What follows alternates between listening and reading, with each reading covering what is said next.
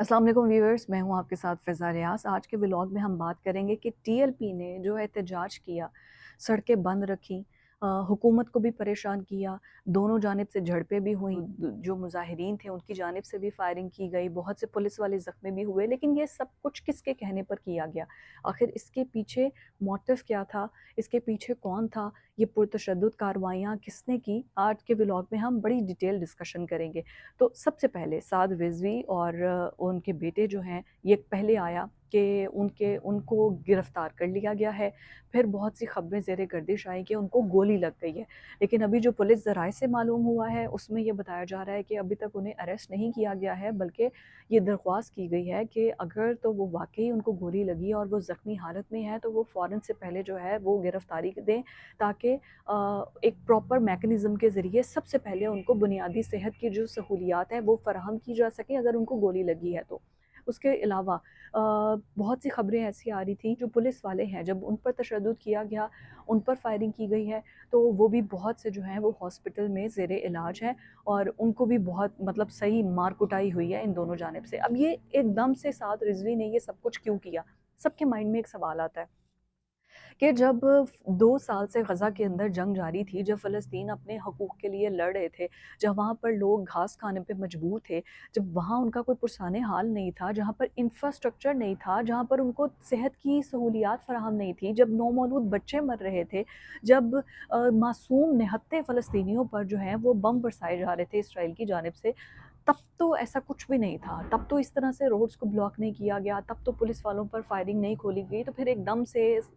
से ऐसा क्या हुआ कि जब एक पीस की तरफ बढ़ रहे हैं, तो ये लोग क्यों पीस को नहीं मान रहे हैं? आखिर क्या वजूहात है कि एक पीस को अकॉर्ड जब बन रहा है, जब गज़ा के अंदर सूरत हाल बेहतर हो रही है, तो फिर ये क्यों कहा जा रहा है कि जो जो भी चीज़ें हैं वो इसका मतलब है, जो भी इसके अंदर निकात है, उसमें हमने जो है वो इसराइल को तस्लीम कर लिया है। तो जब हमास जो सबसे बड़े स्टेक होल्डर्स हैं, जिनको पता है कि ग़ज़ा के अंदर अमन को कैसे लेकर आना है, जब वो इस निकात पर राज़ी हो चुके हैं, यरग़मालियों के तबादले हो चुके हैं, जब पीस बोर्ड बन चुका है जो कि फ़लस्तीन के अंदर पूरी की पूरे निज़ाम को चलाएगा, जब वहाँ पर इमदाद के ट्रक आ गए हैं, सालों बाद उनको कुछ खाने को मिला है, सालों बाद उनको डॉक्टर्स नसीब हुए हैं, तो फिर कहाँ से टीएलपी को याद आ गया कि ये जो मज़हबी जमातें हैं सड़कों पर आ गई हैं, वो फिर उनको आ गया कि नहीं जी ये तो उनके साथ गलत हो रहा है। जब वहाँ पर अल्लाह अल्लाह करके पीस आने लगा है, जो बाकी बचे-कुचे लोग हैं जो वहाँ पर ज़िंदा रहने की ख्वाहिश रखते हैं, जब उनके लिए कुछ होने लगा है तो उसके बाद ये लोग सड़कों पर आ गए हैं। अभी सबसे बड़ी खबर जो अभी तक ये आ रही है कि जो लोग भी जिन-जिन की शनाख्त हो चुकी है, जो कि इस टीएलपी के पुरतशद्दुद कार्रवाइयों में मुलव्विस थे, पुलिस के पास डाटा आ चुका है, उनके सबसे पहले जो अकाउंट्स हैं बैंक्स के वो मुंजमद किए जाएँगे। बहुत से लोगों का नाम ईसीएल में डाला जाएगा ताकि वो मुल्क को छोड़ के ना जा सकें और उनके जितने भी एसेट्स हैं उनको सब फ्रीज़ कर दिया जाएगा। ना तो वो पैसे निकाल सकेंगे, ना वो कुछ सबमिट करवा सकेंगे। उनके जितने एसेट्स हैं उनको जो है वो फ्रीज़ कर दिया गया है फ़ौरी तौर पर, जो कि पुरतशद्दुद कार्रवाइयों में मुलव्विस थे, जिनकी पहचान हो चुकी है, जिनके नाम और डाटा जो है वो पुलिस के पास आ चुका है। साद रिज़वी के हवाले से सबसे बड़ी बात तो ये है कि उनके घर पे छापा मारा गया है, ठीक है? और वहाँ से मतलब सोना बरामद हुआ है, भारत की करेंसी,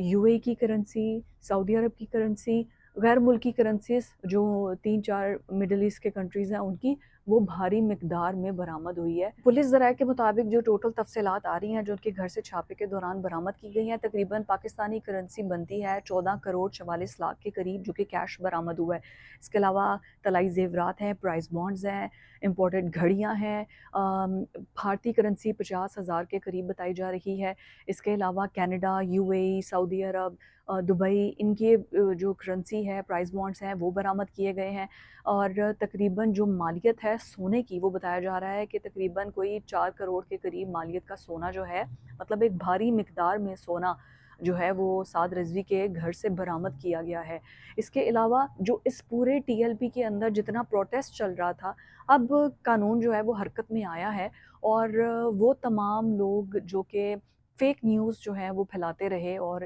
इस प्रोटेस्ट के हवाले से बहुत सी गलत खबरें फैलाते रहे, जिसमें कहते रहे कि पुलिस की जानिब से ये कुछ किया गया है, गवर्नमेंट की जानिब से ये सब कुछ किया गया है, या एआई जनरेटेड वीडियोज़ जो हैं वो शेयर करते रहे हैं। تو ان کو تو 24 گھنٹے کا ٹائم دیا گیا ہے، الٹیمیٹم دیا گیا ہے کہ وہ اس کو ڈیلیٹ کریں، اور اس کے علاوہ ان کے خلاف جو ہے وہ پھر کارروائی کی جائے گی، اور اس میں جو ہے وہ پھر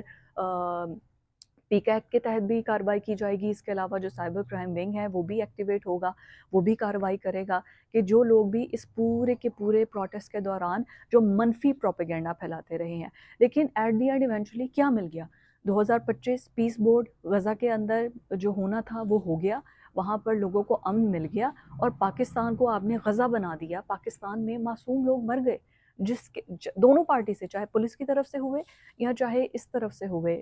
جو مذہبی جماعت کا دھرنا تھا اس کی طرف سے ہوئے۔ ایٹ دی اینڈ نقصان کس کا ہوا؟ وہ لوگوں کا، وہ معصوم لوگوں کا، وہ شہریوں کا۔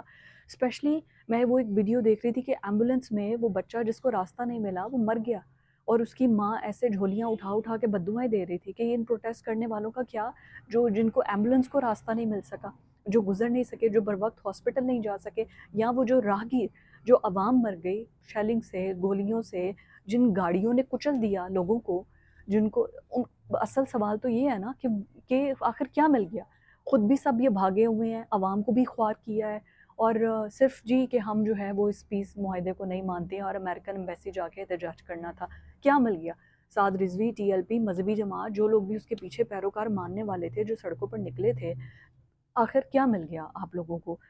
یہ سب کچھ کرنے کے بعد؟